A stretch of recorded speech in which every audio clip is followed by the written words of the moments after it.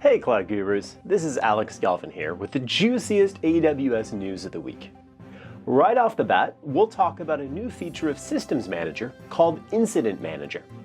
This is a tool that we can use to help put out those pesky on-call fires that you might unfortunately be familiar with. We'll cover the latest Outpost release, and then we'll take a swing over to Audit Town with the new frameworks for Audit Manager. Lastly, we've got our mandatory callout of the new local zones that AWS just brought online. So let's jump into the latest and greatest cloud news on AWS this week.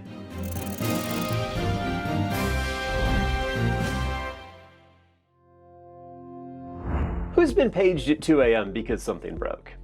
I can personally attest that it's not very much fun. Especially when you need to track down that random command that's supposed to be in the internal wiki to fix everything, but it's just not there. This is why AWS created the Incident Manager tool. This service helps to answer one of the biggest questions that you'll have to deal with when everything is burning down around you, namely, who does what? It allows you to create a plan for when something goes wrong, to have your list of contacts of who can help, and it allows you to track exactly who's doing what.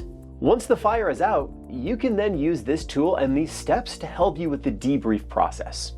Because the only thing more important than fixing the issue is making sure that it doesn't happen again. And the best part of this is, because it's part of the Systems Manager suite of tools, it's absolutely free. Now, speaking of fixing problems, how often do you find yourself following the well-architected framework? And what are those 5 pillars again? Well, with AWS Audit Manager, you don't have to keep guessing. Amazon just added the well-architected framework, along with the foundational security best practices and the NIST cybersecurity framework. Wow, that's a mouthful. And they added all of these to the automated Audit Manager. Now, you can simply press a button and get that same fun audit experience that you've come to know and love every time your security team comes by your desk to tell you you've done something wrong. Next up, I've got a gift for all the Microsoft fans out there.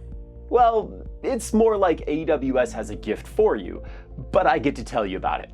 For those of you that use SQL Server and have Outposts on-prem, you can now spin up a SQL Server database in the Outpost version of RDS. And that has to be a pretty small Venn diagram of users. Really, there's not a whole lot to this one. You can create that Microsoft database on-prem with RDS and get all of the niceties that RDS in the standard AWS cloud has to provide. Lastly, we need to cover AWS's ever-expanding physical footprint. As Amazon marches closer to world domination, they've opened 3 more local zones in Boston, Miami, and Houston. So if you've got workloads, applications, or really anything else IT cloud related that you need to store in those cities, now you can. Local zones are designed to sit close to major metropolitan areas and help reduce latency for your resources stored there. I wish they'd hurry up on that Seattle location, as my cat photo website sure could use that boost. Alright folks, that's all I've got for AWS news this week. Before you close this video, we'd love to get your thoughts on how we can better improve our YouTube channel. So I'd really appreciate it if you could take a quick second to fill out the survey linked below.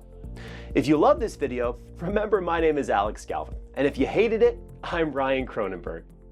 Keep being awesome, Cloud Gurus.